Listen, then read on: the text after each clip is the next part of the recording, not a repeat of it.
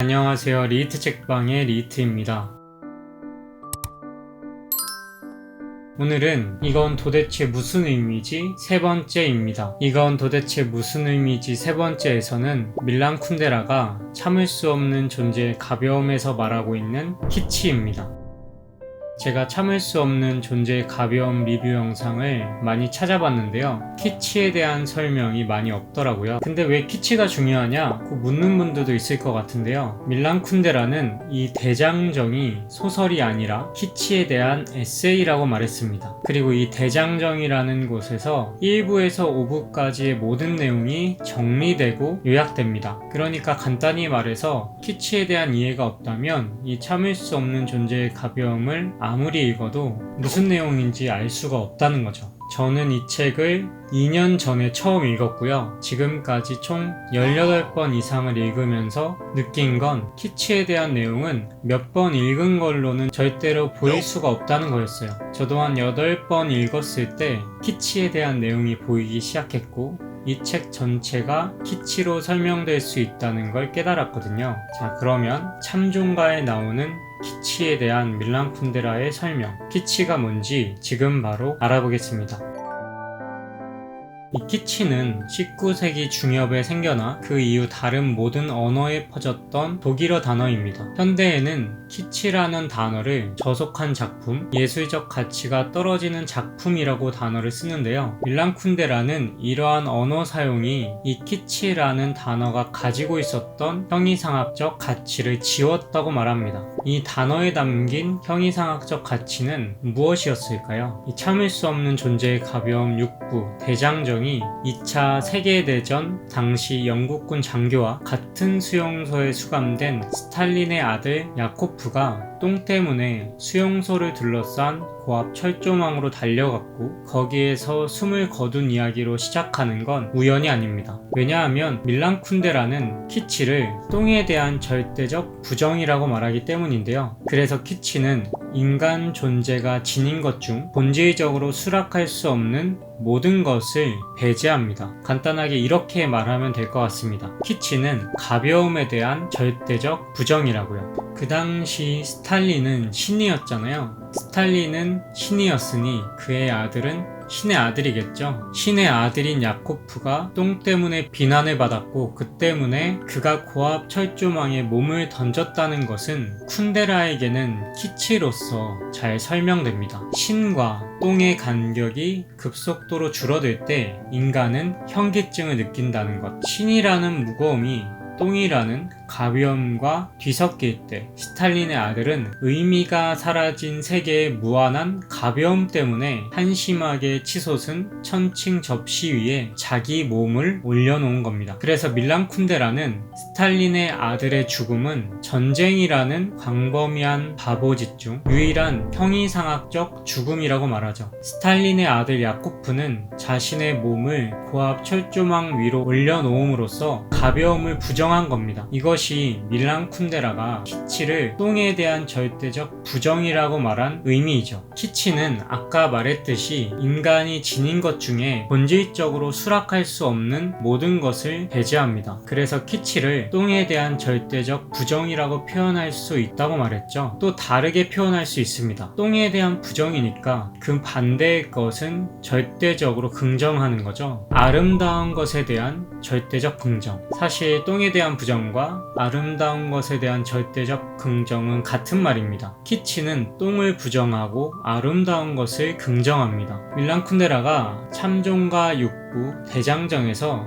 잔디밭을 뛰어가는 어린아이들과 서로 바라보며 눈물을 흘리는 연인의 모습을 키치라고 말하는 것은 이와 같습니다. 만약 어린아이들이 코너를 돌자마자 한 아이를 집단으로 구타한다면 어떨까요? 또는 서로를 바라보며 눈물을 흘리는 연인 중에 한 사람이 또 다른 여자와 바람을 피우는 중이라면, 그러나 키치는 이와 같은 것을 용납할 수 없습니다. 왜냐하면 이 모든 건 부정되어 버려야 하는 똥과 같은 것이기 때문입니다. 그래서 밀란 쿤데라가 강제 수용소는 전체주의적 키치가 자신의 오물, 즉 똥을 버리는 정화조라고 한 건 이 때문입니다. 키치는 똥에 대한 절대적 부정이니까요. 키치는 핵심 이미지에 호소합니다. 예를 들면 배은망덕한 딸, 버림받은 아버지, 잔디밭 위를 뛰어가는 어린아이, 배신당한 조국, 첫사랑의 추억 등등. 이러한 키치들은 매우 아름다워서 백발백중 감동의 눈물 두 방울을 흘리게 합니다. 왜 두 방울일까요? 첫 번째 눈물은 이렇게 말합니다. 잔디밭을 뛰어가는 어린아이, 저들이 얼마나 아름다운지. 두 번째 눈물은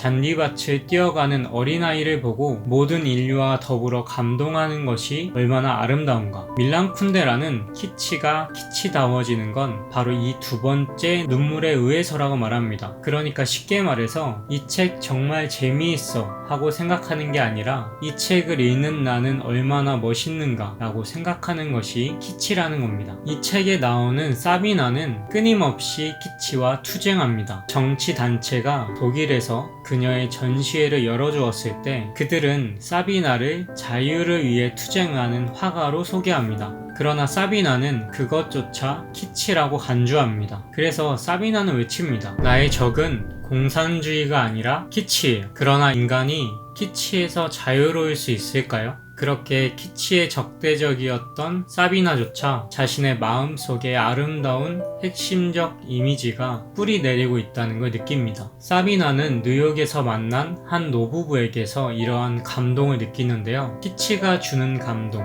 아름다움이 주는 감동. 그러나 사비나는 그것이 아름다운 거짓말에 불과하다는 것을 압니다.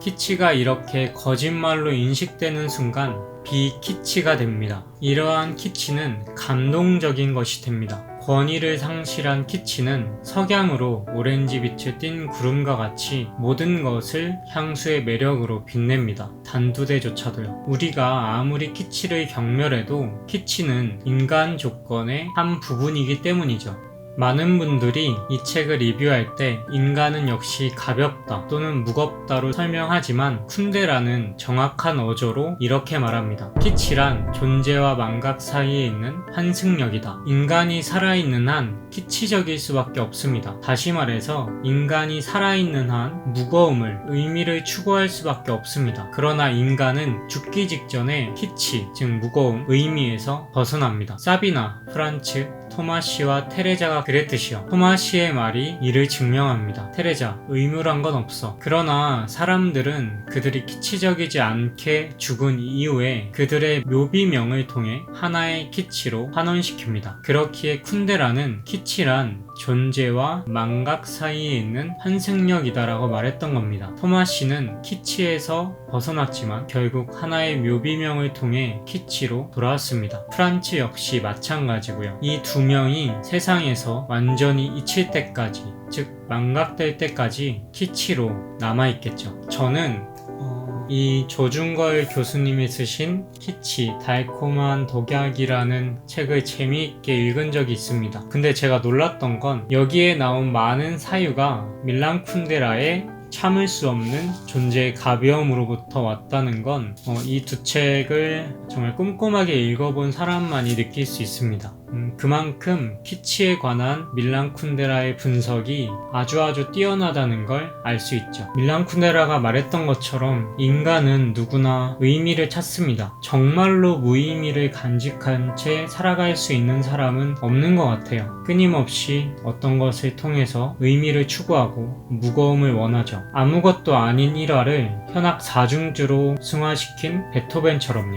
그러나 마지막, 죽기 전에는 인간은 아주 가벼워질 겁니다. 자신이 가지고 있던 모든 키치, 외부로부터 온 모든 키치가 다 사라지고 내면으로부터 온 키치조차도 사라지겠죠. 토마시처럼요. 니체라는 사람은 도덕의 계보에서 다음과 같이 말합니다. 인간을 고통스럽게 하는 건 고통이 아니라 무의미다. 그래서 니체가 도덕의 계보에서 주장하는 건 뭐냐면요. 인간은 의미 부여의 동물이라는 겁니다. 그래서 도덕의 계보 마지막 부분을 읽어드리고 마치도록 하겠습니다. 가장 용감하고 고통에 익숙한 동물인 인간은 고통 그 자체를 부정하는 것은 아니다. 인간에게 고통의 의미나 고통의 목적이 밝혀진다면 인간은 고통을 바라고 고통 자체를 찾기도 한다. 지금까지 인류 위로 널리 퍼져 있던 저주는 고통이 아니라 고통의 무의미였다.